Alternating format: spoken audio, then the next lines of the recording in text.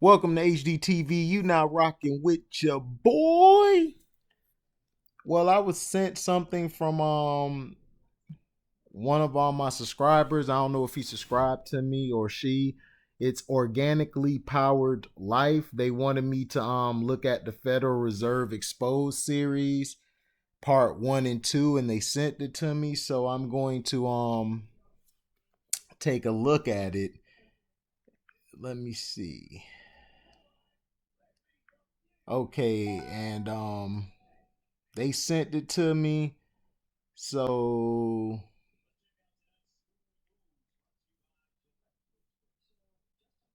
let's see. I gotta make sure this is the right one. Okay, this is chapter 2. In chapter 1 they were saying we ascertained some hard truths regarding our unfolding national crisis. Arriving at these hard truths and being able to admit them is vital for an honest process with which to discern the actual factuals of a situation. Due to the severity of this current circumstance, last time at bat, we chose to bypass the typical time waster of no trust me. This Democrat really gets it. Yeah, buddy, this Republican totally gets it. And instead, directly establish the cold blooded truth regarding these culprits, cohesion in their rampant across the aisle corruption, a hallmark of the district. There are no good RSDS in Washington. CARE Acts, HERO Act, HR 6666, and reauthorization of the Patriot Act, failures to deliver on the UBI Med for All housing package while blatantly profiteering off of an emergency they themselves engineered, then dipping out for the summer. It's enough to give the impression that public service to the citizens ain't their first priority. Like maybe their priority is the polar opposite. Donald Trump, Federal Reserve, shot caller, or marionette proceedings with our proven bipartisan president of complicity in corruption at nearly every federal DR connection point inspected. We can firstly be confident in the unfettered criminal nature of Donald Trump and his Republican Party acolytes. Why would they differ from their D counterparts? Trump's regime, which is amateurish execution, petty natured scams, and penchant for public failure, does stand in contrast with the grandiose graft of the DNC's Clinton wing. However, both are still crooks. One is lefty banging on parking meter heads, while the other is sunny red scheming on yacht double crosses. With this perspective employed, we can easily surmise that Donald Trump is not bossing up at the Fed, talking tough, then meekly tap dancing back his words once the real power behind his curtain calls the tune has become its own routine. Both Trump and his flock of Glass-Steagall's pompadour are completely committed to ensuring that whatever the Fed wants, it gets. He won't step out of line, and he ain't alone, as not one other member of either house will rock the boat. Obama was much the same, and there is every indication that Biden could be worse than both, as it appears party faction affiliation bears no effect on the underlying dynamic of the Fed controlling the Oval Office, not the other way around. Federal Reserve intro to danger. The U.S. Federal Reserve banking system is now and has historically been the representative of whatever efforts are steered towards implementing empowering a central bank in America. Not actually a governmental entity, this strange public slash private hybrid dates back to 1782. Yet by 1785, the concept was already being recognized as a malevolent actor in regards to the nation's economy. Off the rip, there were political power plays between northern and southern factions, finagling between foreign ownership and domestic partners for influence, resistance from allies, and outright hostility from haters as the U.S. rolled through a succession consisting of Bank of North America, 1782 to 91, First Bank of the United States, 1791 to 1811, and eventually in 1816, the Second Bank of the United States, or BUS, which was 1816 to 36, was established by James Madison. It lasted until Old Hickory was elected and made good on a campaign goal to scrap the bus by denying the institution federal government funds and rallying Congress to refuse renewal of the bus charter, eventually vetoing that supportive effort. On January 8, 1835, Jackson became the only president to entirely eliminate our national debt, paid the balance to a clean zero, and by 1837, banks were exclusively chartered via states in what was termed the free banking era, 1837 to 62. With proper regulation, the free banking era could have provided a superior alternative to the central banking system. However, it faced much subversion from pro-Federal Reserve forces, as well as having issues of its own. And by 1863, the push for national banks reasserting their presence was successful. The National Banking Act of 1863 was imposed through a variety of problem solution schemes, principal among which was providing loan availability to fund the Union campaign against Confederate forces during America's Civil War, which was 1861 to 65. There were also legitimate efforts toward developing bureaucratic efficiency measures, including the creation and establishment of a singular national currency and the implementation of demand deposit accounts, known today as checking accounts. The success and regulation of both national and state banks was also facilitated, to varying degrees, by a mysterious player who arrived on the scene almost 20 years before national banks reemerged, yet whose disappearance would herald Federal Reserve dominance of the U.S. financial landscape. The independent treasury system, 1846 to 1921, was introduced as an overarching entity which would administer U.S. fiscal policy autonomously from the national banking and financial systems. However, the sovereignty of the ITS from the banking system was not achieved. Another door left open for Fed Reserve intruders. Prior to the ITS creation, the aforementioned series of national banks and Department of the Treasury acted as a de facto central banking system, or Federal Reserve. Established in 1789, the USDT is charged with managing the federal government's monetary assets, and its duties include the printing of currency, minting of coinage, collection of taxes, paying bills, and the supervising of banks, credit unions, various financial institutions, among other operations. The USDT mission serves the function of physically managing the nation's paper currency, specie coin assets, bullion, and other high-value items, while the national bank's main duties are to facilitate monetary transactions and other forms of capital fluidity.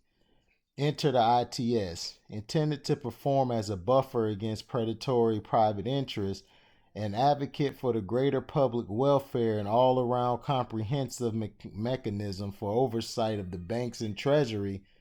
This was accomplished by introducing new authority for the drafting, organizing, and enforcing of national economic policy, and transferring that power to the ITS. The ITS also operated as another link to the gold standard monetary system, which directly connects redeemable fiat currency value to an established portion of material gold. The ITS worked well enough that during the Panic of 1857, the federal government made good on all debts and other balances owed or due. Perhaps it worked too well, as after a series of seemingly manipulated crises, culminating with the Panic of 1907, Congress conceived the National Monetary Commission to review the turbulence. What was their subsequent recommendation after 2 years of touring Europe and studying those financial systems on the U.S. taxpayers' dime? Unsurprisingly, they advocated for an efficient update based on outright Western European central banking models, but only after a shadow campaign conducted under NMC camouflage. By the way, What family names have been linked to European, U.S., and world banking financial control and intrigue for centuries? Excuse me. Some of the same family names resurfacing now as fallout from the Epstein affair. Anyways, due to the people's sentiments being so strongly aligned with anti-Federal Reserve interests, advocates for the Fed needed more cover than the NMC could provide, so they took to actual creeping. Fake vacations, phony business trips, and other ruses were employed as their path of self-imposed espionage eventually led to a fox duck hunting retreat at Jekyll Island off Georgia's southern coast in November of 1910. Gathered at the clandestine conference were the likes of the following: RI Republican heavyweight and sponsors chairman of the NMC, Senator Nelson W. Aldrich, U.S. Treasury Assistant Secretary and NMC Special Assistant A. Piot Andrew, attending unbeknownst to his boss, former U.S. Treasury Assets Secretary and serving National City Bank of New York, now Citi President Frank Vanderlip, Bankers Trust Company co-founder, senior partner, envoy of J.P. Morgan Henry P. Davidson, German financier, recent immigrant Paul Wahlberg would become the Fed's vice government, 1916-18. Senate Finance Committee and Customs Appeals Court Clerk, personal secretary to Aldrich, and NMC Secretary Arthur B. Shelton. While Aldrich had yet to produce an official statement regarding his European jaunt, his true notions regarding banking reform would be brought to fruition in the hidden confines of the exclusive Jekyll Island Club Resort. While reportedly gorging in sumptuous dining and top-shelf spirits, this Umbra collective concocted a plan to fully integrate U.S. economic control systems under the auspices of a central bank in covert defiance of national opinion and well-being. With a public relations twist for the ages, the term central bank was ditched in the place of the official-sounding Federal Reserve System. And with the Federal Reserve Act of 1913, we began dismantling the imperfect but functioning ITS and were on our way to a complete surrender of financial autonomy in pursuit of an eventually titled U.S. petrodollar. The Fed cruised us even farther away from the gold standard in 1933 via FDR directive and Keynesian monetary doctrine. However, it took until August of 1971 for Richard "I am not a crook" Nixon to officially eliminate U.S. economic association with the gold standard and fully embrace American acceptance of the modern hyper-fiat currency and its following digital capital counterparts: the good, the bad, and the Salisbury. As announced on its website, the U.S. Federal Reserve acts as the lender of last resort. But what if the Fed were to attempt becoming buyer of last resort as well? Of only resort, would that even be possible? Credit a scandalous combination of the Fed being greenlit to print loan money at will and an epically criminal gutting of financial sector regulations for the emergence of an atmosphere in which just about any decadent flight of fiscal fancy seems plausible, including the Fed Reserve becoming the buyer and lender of last resort. This dynamic is intended to ensure that whomever controls the Fed also controls the entire economic apparatus, as it could be weaponized via resource warfare against the citizenry. At least for a time, those who could find existence or even thrive outside of this economic rule will probably be overlooked. The system will likely be too busy consolidating control over the vast majority of people, for whom there will be no escape, to take time confronting minority holdouts initially.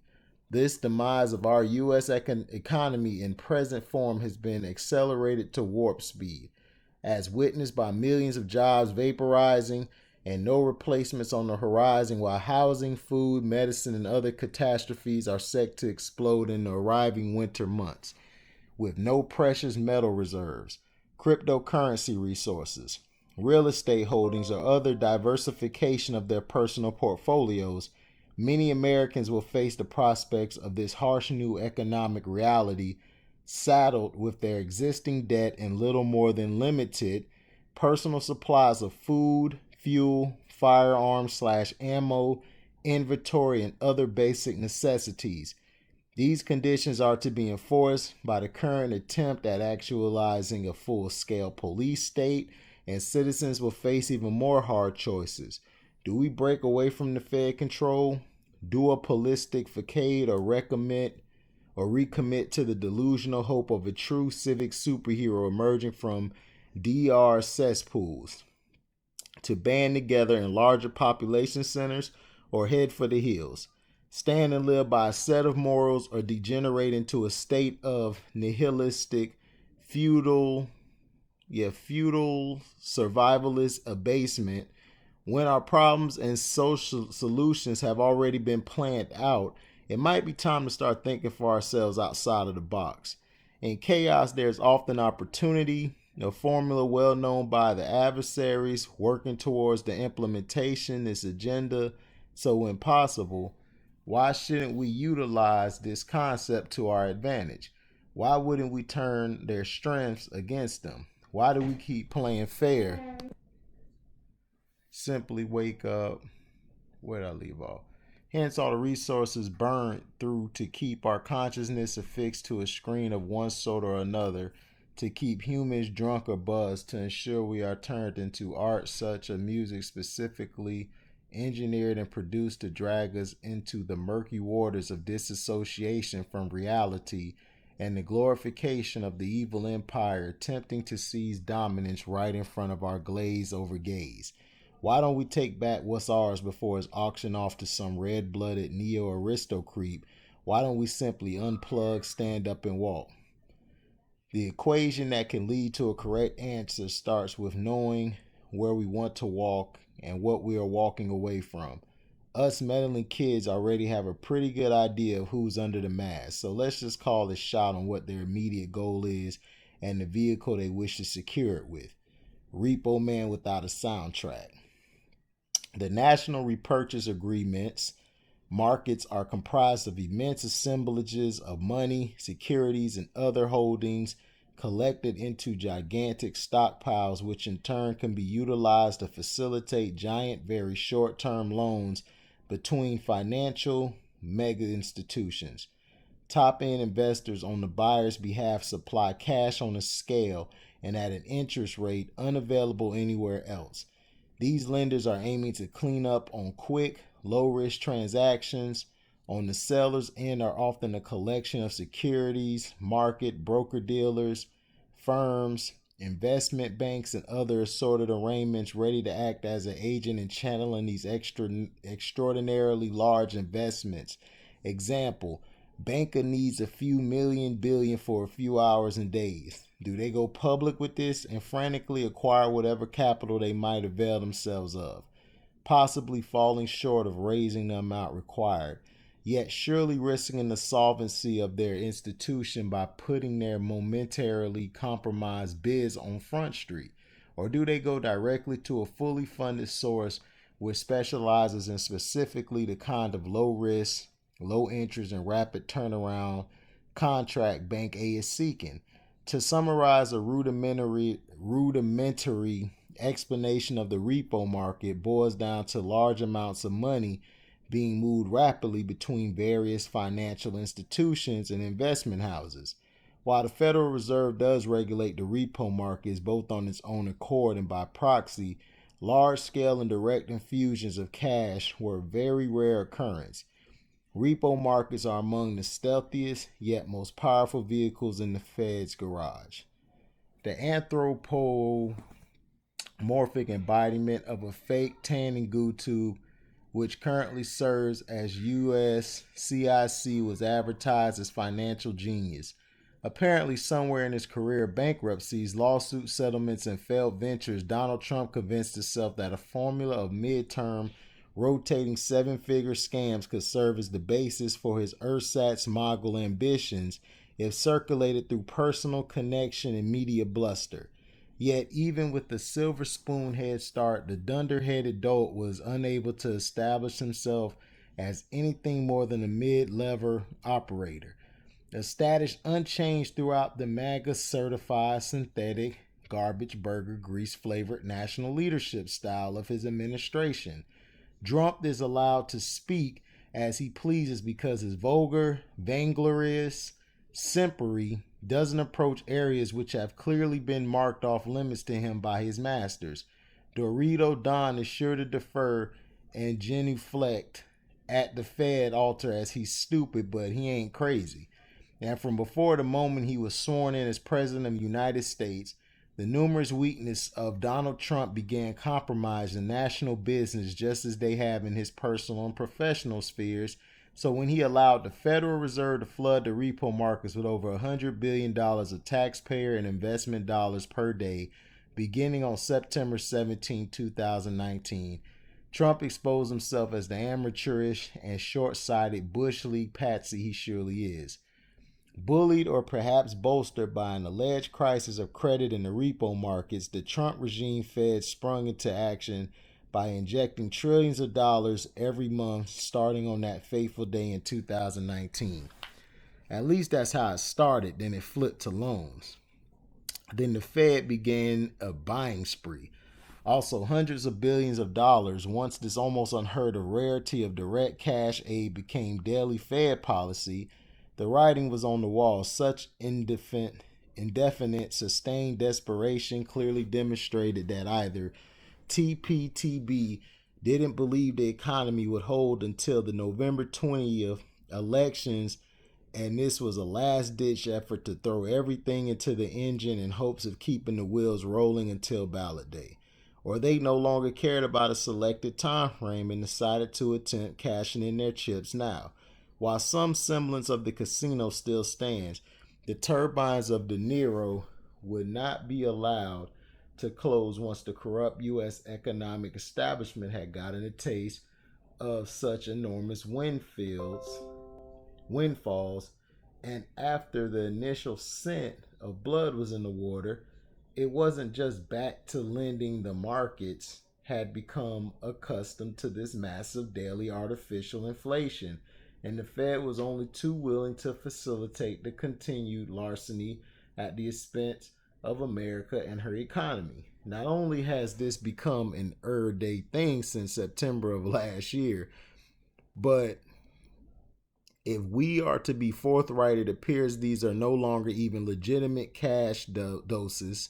It honestly seems as though the Fed went from inserting money into the market to flipping vast sums between accounts and institutions to simply adding imaginary zeros to their digital balance sheet, and are now actually buying assets on a tremendous scale. First with your cash, then with mysterious cash, and now with imaginary cash, an all-out assault. The blitz on our economy has been planned for many years by many minds, yet was previously not initiated with the factional and therefore functional cohesion we presently witness. The youth revolution of the atomic age spanning the 50s, the counterculture and social conflict of the 60s, the Vietnam era and fuel crisis scars of the 70s, the unfettered neon laissez-faire of the cocaine-fueled 80s, the dot-com boom of the 90s, the war on drugs, the war on terror, the depressions and recessions, what happened to the war on poverty, on illiteracy. Since the writing's on the wall, shall we read it or pretend that we ain't fluent? This sustained attack had already decimated our economic sectors, and while the resolution of the American worker has remained battered but intact, there is little value perceived in such a sense of self. Community and commitment by heads of multinational corporations whose primary concern is 1. Can the U.S. labor force be mandated into accepting third world conditions, and if not? 2. What nation can those operations be moved to where employee protections are weak enough to allow for sufficient violation of human standards? Where? We can take my private jet right now, Elliot the Muskrat, meet Prince Harumlama Ding Dang Doo from the United Emirates of Somewhereistan. That's his partner, Sally Smickelsteins. Dual citizen, wouldn't you know? And just look, why there he is now, the Right Reverend Dr. Colonel Curly Bufford Beauregard, Esquire, the fourth in person. Is he ready to invoke blessings upon the new factory? Both Trump and Biden are here for photo ops. Hurry up and get some kids backstage already. Writing on the wall.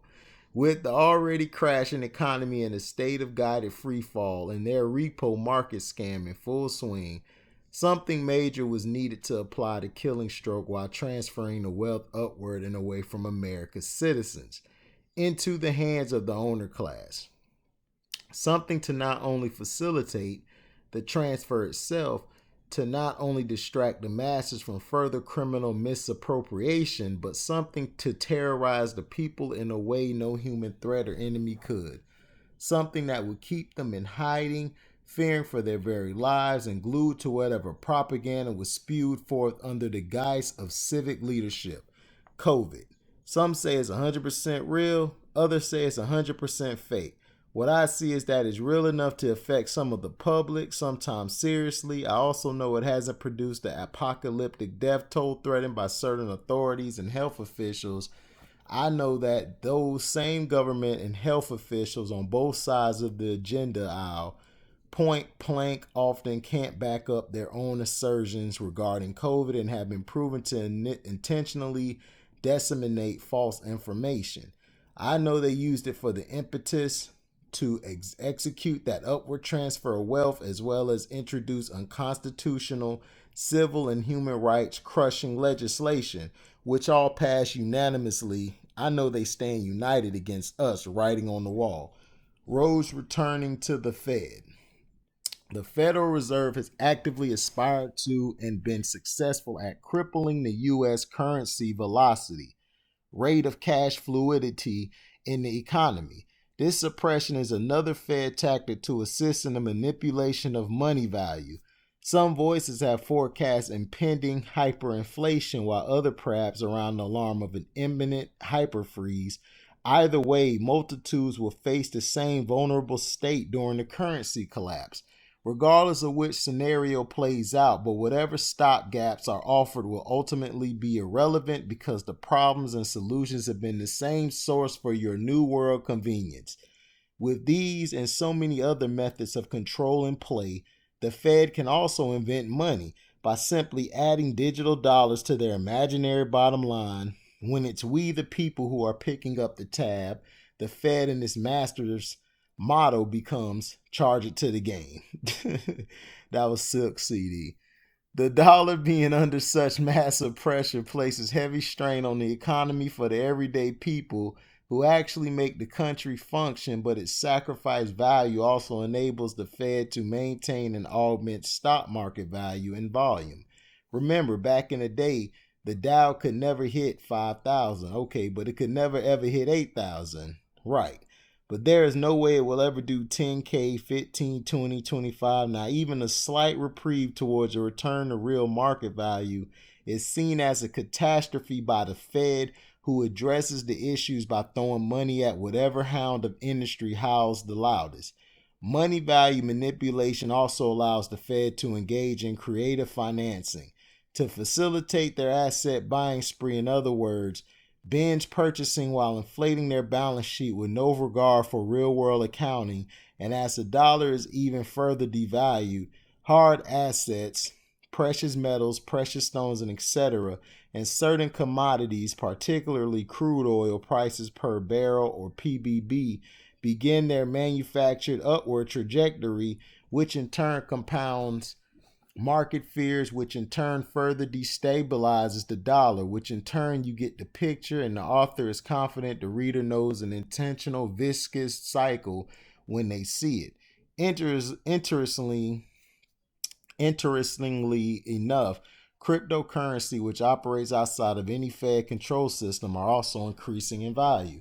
As the American people monetary wealth runs out, actually runs away into the hands of the 1%, so does their physical property, especially their real estate, with crooked bookkeeping enabling the Fed and its masters to invest seemingly limitless amounts of apocryphal funds any and every asset the people lose becomes fair game to be bought at fire sale prices by Fed controlled money, which does not even exist in the first place, only in America. But what do they care? None of the jump off cash was theirs either. They are able to transmogrify our real money into fake money to buy more of our property, which we lost in the first place due to their intentional crashing of the economy. To quote Johnny Guitar Watson, it's a real mother for you. Conclusion. Not exactly light reading material, but an important discussion nonetheless. Chapter 3 will deliver strategies and tactics on how to resist, engage, and eventually overcome these dastardly villains. Because the good news is they ultimately drop the title. Even if it takes 2 out of 3 falls, be you a believer in monastic destiny, karmic justice, or the principle of what goes around comes around victories within our sight. Let's prepare to taste it and for the struggle to earn it. Okay, if you're still around after I read that long message, thank you. This is from Stratagem Shake and Bake Chapter 2. And again, like I said, this was sent by This was sent by Organically Powered Life. That was part 2. Organically Powered Life. I'll try to read part 1 later. But what I feel about the whole thing is this has been going on for millennia. You gotta understand. This land, for one, for a little history lesson, this land was not owned by anybody. This land was owned by no one. It was habitated, or I say inhabitants were the Indians. The people from Europe who came over, they basically killed them off to basically open up their own type of rule, because they couldn't do what they wanted to do in Europe because there was too many laws. So when they came here, they were using those tactics to basically, they killed off the Indians and pushed them out west. They enslaved black slaves from Israel. It wasn't Africa. They didn't start in Africa. They started in Israel. They grabbed the real Jews, who are the Hebrews, which are black, from Israel. They started going to Africa, and what messed them up early on was they were bringing some people who were basically war veterans, or who was captured in war and just was sold off, or they were stolen. They were running rebels and rebellion against them, and was killing a lot of those masters off. So what they started doing was getting different groups of people who weren't military background, who they could control easier. Now, with this, what does this have to do, you're saying, with the money and everything? Easy. A lot of the gold and bullion and all of that came from Haiti and Africa and other places where blacks inhabited. They had gold. We weren't looking at gold like that. We were looking at gold like it was there. Like it would look nice as jewelry. We would wear it. And we would just sport it. So they took gold and started using it as money to buy your way here, to buy your way there, to buy your way here and there and stuff. And then they went away from it and started printing fake money, because they were like, look, we could print our own money. We could run our own, monopolizing our own business and make our own stuff, because America, basically, they do their own thing. We don't follow the metric system. We don't follow the money system. Overseas, everyone is into pounds and things like that.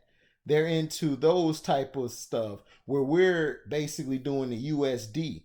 With the USD, basically United States dollar, which basically has no wealth to it. That's why we're in debt, because we created this money to basically push these certain people push some of these certain people lower while we continue being higher and making our dollar more valuable. So that's why US has bombed places, they've gone and stole places from people, and they've put their capitalistic stranglehold on those societies so they can be able to have their US dollar be transferred everywhere.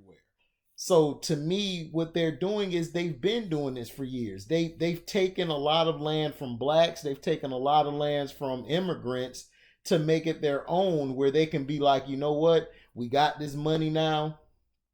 Cool. What we're gonna do is we're gonna get ourselves rich, and we're gonna make the deficit with, like, let's say black people, we're gonna make their deficit very far. We're only gonna let probably one, two, maybe three of them ever reach being rich. But even if they be rich, we still got control, or we could come take their money.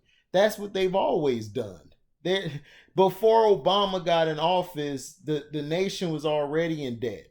Nobody cares. They don't care about the presidency no more. That's why they're putting all these people in there like Trump, and now they're gonna put Biden and that fake witch Kamala Harris. They're gonna put them in because they don't care no more. They don't run the United States. The people who run the United States are the cabinet, that's in the executive branch, the cabinet, that's in the judiciary branch, and the legislative branch, or what some like to call them, the matrix. They control everything. But America has been selling off pieces of its land to Asia, or China, I should say, to try to stay out of debt. China has surpassed them. So that's why Trump's trying to do this crap and sue TikTok and say, oh, well, you can't make money over here. You can't do that unless we have a piece of it. That's how America's always been, organically life. They've always done that. And to me, this is just showing that how the US has been crooks for years. They've always stolen from the little man and put it and made it their money. That's how the nation was built. It was built through slavery, which were black men and women for 400 years and counting. Even now we're in slavery. It's just that they put a dollar amount to your slavery. Like, let's say you work at a job, you're getting paid 50,000, almost 100,000 a year. You're still working for that job. So they're making double or triple what they're paying you. You're really still a slave. You're just $100,000 slave a year. But I'm gonna try to read the other stuff and try to make a video to it on probably next week or the week after. I'm gonna be busy, but I'm gonna try. But thank you for sending that. And again, people, let me know what you think about the video. Tell me what you think about the article. Let me know if you agree with me or disagree.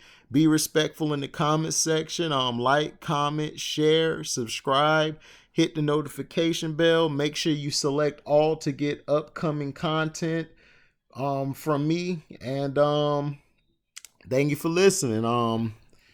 We're out. Live boy.